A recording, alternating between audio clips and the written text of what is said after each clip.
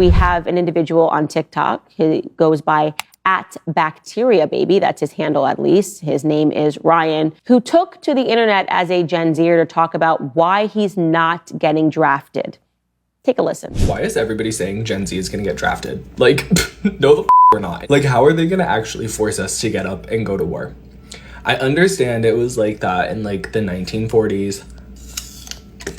What else is there to do in 1940 besides shoot people? We have things to do nowadays. We have twerk, be bisexual, eat hot chip, lie. And we're also like really mentally ill. What makes you think I'm qualified to have a gun? I appreciated seeing this video because it is an example of exactly what I am talking about. The weakening of men, the stage that we are in, the crisis that we are facing in America, because this is your average 18 to 21-year-old. Shalom, Israel. First and foremost, I would like to give all praises, honor, and glory to Yahweh, Bahashem, Yahweh Shai, Bahashem, Rekal Quadash. Double honors to the apostles and elders of Great Millstone who rule well and who taught me this truth. And peace and blessings with all sincerity to the hopeful elect. It's Zakar'Yah coming at you with another lesson, and Lord's willing, it be edifying. So I want to touch on this article by Insider, which is entitled, "The Ukrainian Draft Dodgers Who Don't Want to Go to War Against Russia." Now, before I get into this article, let me grab my first precept. This is 2 Ezra chapter 15 and verse 26. "For the Lord Yahweh knoweth all them that sin against him, and therefore delivereth he them unto death and destruction." And we know that the scriptures states that the Lord kills and makes alive, he wounds, he heals. Okay, and no one can be taken out of the hands of the Lord. He's in control of everything. The issues of death, okay, a matter of fact, belongs to the Lord, Yahweh Bahashem, Yahweh Shai. And if you're on his hit list, you know, there's no way around it. Okay, you're a dead man walking. So let's get into this article. All right. It reads, "At the start of its summer counteroffensive, Ukraine recruited soldiers with the slogan, 'Bravery conquers fear.' But as the war heads for its 600th day with no end in sight, some Ukrainians have renounced their nation's call to arms and are looking for ways to avoid being drafted." Artem, a 21-year-old whose name has been changed to protect his identity but is known to Insider, was born and raised just outside of Kyiv. He told Insider he's desperate to leave Ukraine to escape being drafted and had already attempted one escape. His family has been deeply affected by the conflict. He spoke with insiders alongside his father, Balden, whose name has been changed to protect his identity, a carpenter in peacetime who speaks English. Balden, a soldier of the National Guard of Ukraine, had recently returned after surviving intense fighting on the East Front. Balden's unit suffered significant casualties while stationed near, I'm not even going to try to pronounce that, Skartov, all right, and the Siberiansky forest, he told insiders. And he was one of the few who survived without injuries. He said he didn't want his son to endure the same fate.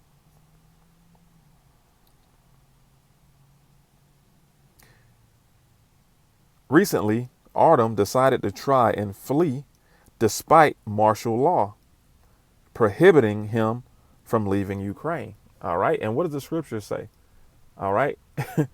You know, the scriptures talks about, you know, in these last days, all right, there's going to be martial law, checkpoints, famines, race wars, death. OK, so much so that it has never been seen before on the face of the earth. You know, you can add up all the world wars, World War I and World War II. OK, them together won't compare to this third world's war that's about to take place. All right. So real quick, this is Second Esdras 15, and where is it? 17. I'll start at 16. For there shall be sedition among men and invading one another, all right, such as what's going on between Ukraine and Russia right now. They shall not regard their kings nor princes, and the course of their actions shall stand in their power. A man shall desire to go into a city and shall not be able, because, Salakia, for because of their pride the cities shall be troubled, the houses shall be destroyed, and men shall be afraid, like what's happening in Ukraine right now. Okay? And like what's happening over there in Gaza. Okay? The same chaos that you're witnessing over there in those countries is going to spread throughout the four corners of the earth. Okay? Expeditiously, once the Third World War officially commences. Okay, where was I? For because of their pride, the cities shall be troubled, the houses shall be destroyed, and men shall be afraid. A man shall have no pity upon his neighbor, but shall destroy their houses with the sword and spoil their goods because of lack of bread and for great tribulation. Okay? Now back to the article. It reads,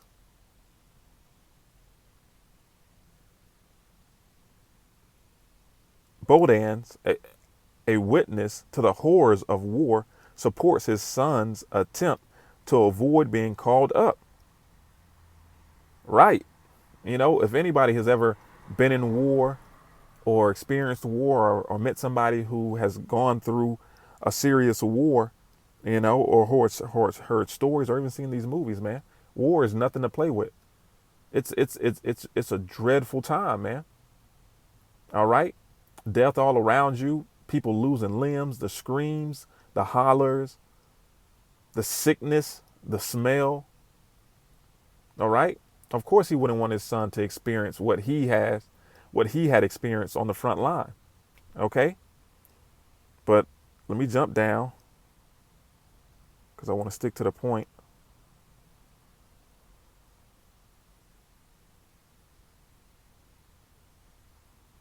Here we go. It says, speaking of Artem, his son, it reads, his escape plan involved crossing over. Matter of fact, let me start up here.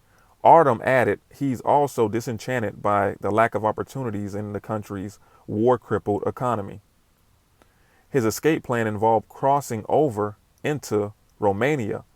He took a westbound train to a town near the border, but when he got off, he and the other men on board were confronted by police officers about why they were traveling within 20 miles of the frontier.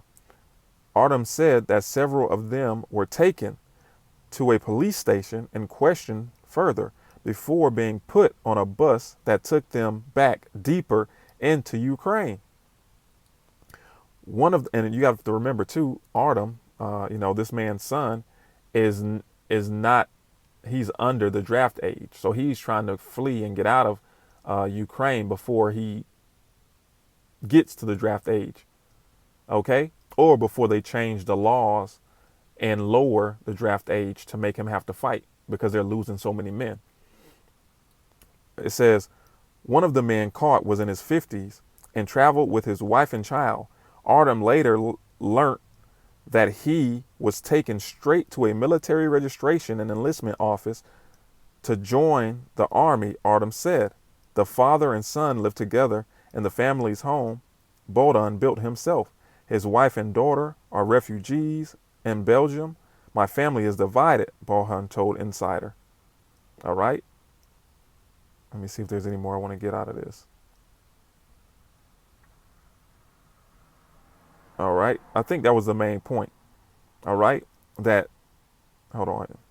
he tried to, escape, and one of the men were 50, man. The guy was 50 years old and they sent him back. And that's the thing. The draft age is going to go out the window. Okay, because no matter what, when they need bodies, okay, once all these bodies hit the meat grinder, because the weapons of today have been perfected, and you can kill hundreds of thousands of men with the push of a button. Once all these men go into the meat grinder, it's not going to matter how old you are. They're just going to want to have bodies to man guns and to send into that meat grinder. Okay.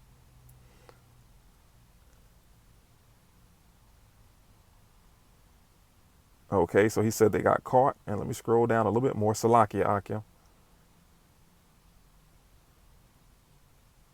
Okay, right here. It says, Bodan agreed that prospects were grim for his only son.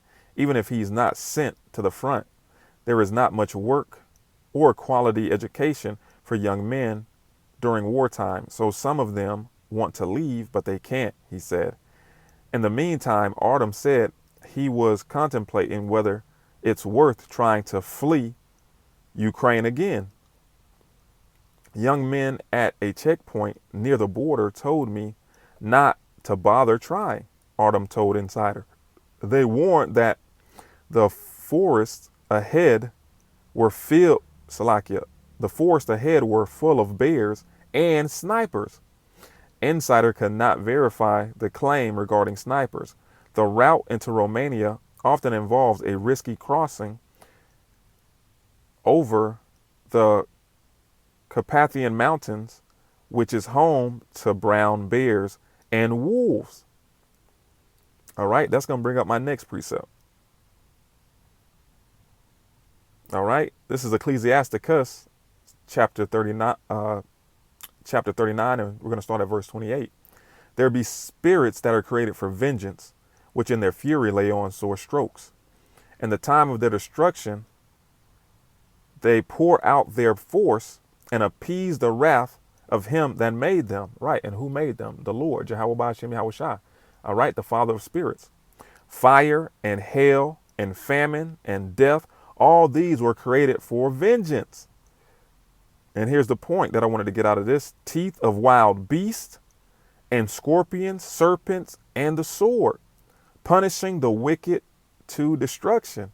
All right. So, hey, so he told him, man, they told him, bro, I don't know if you want to try it again. I mean, you can try, you can try another, escape route. But if you go that route, there's bears waiting on you and snipers. OK, so there's no way to escape the Lord's judgment, man. There's no way to escape the Lord's judgment. This young guy trying to escape the draft might run into a damn grizzly bear in that forest or in those mountains, and it may rip him apart. A slow, painful death. OK, instead of going to war and catching a bullet in the head and going night. So, man, it's a cruel thing to fall into the hands of the Lord, man. All right. He can get you any which way he wants. Any which way he wants. All right. Matter of fact, let me get another precept. Because all these things that are happening, until what? The coming day of our Lord, Yahweh Shah HaMashiach. Okay. This is Amos chapter 5 and verse 18. Woe unto you that desire the day of the Lord. Right. Woe meaning destruction. To what end is it for you? The day of the Lord Yahweh is darkness and not light. As if a man did flee from a lion and a bear met him. Right. You running from one calamity. And while you're running from that calamity, you run straight head first into another one. Okay. Man, anyway, as if a man did flee from a lion and a bear met him, or went into a house and leaned his hand on a wall. Right, leaned his hand on the wall because he just escaped the bear and the lion, put his hand on the wall to take a breather. And then what happens? And a serpent bite him. Shall not the day of the Lord Yahweh be darkness and not light? Even very dark and no brightness in it. Right, the times that we're coming into, man, no brightness is going to be in it unless you're a hopeful elect, unless you're a man of the Lord, unless the Lord has the wall around you. that mark of exemption. Okay. And if you're not an Israelite, and not only an Israelite, but someone who has been doing the things that are pleasing to the Lord, then the Lord will not be with you in these times to come. It's just that simple. And open season is going to be on your head. All right. It's going to be open season on your head. All right. So it says, while Artem considers his next move, he awaits a fine for his attempt to leave Ukraine unlawfully. It's not an imprisonable offense. He hasn't received a letter yet, but estimates it will be about 27 American dollars. All right. So, hey, man, try to flee all you want, man. Try to flee all you want. No one can flee from the day of Yahweh Ba'ashem Yahweh Shah. Okay. A cruel day, which is darkness and not light. Okay. So, is there anything else I wanted to get?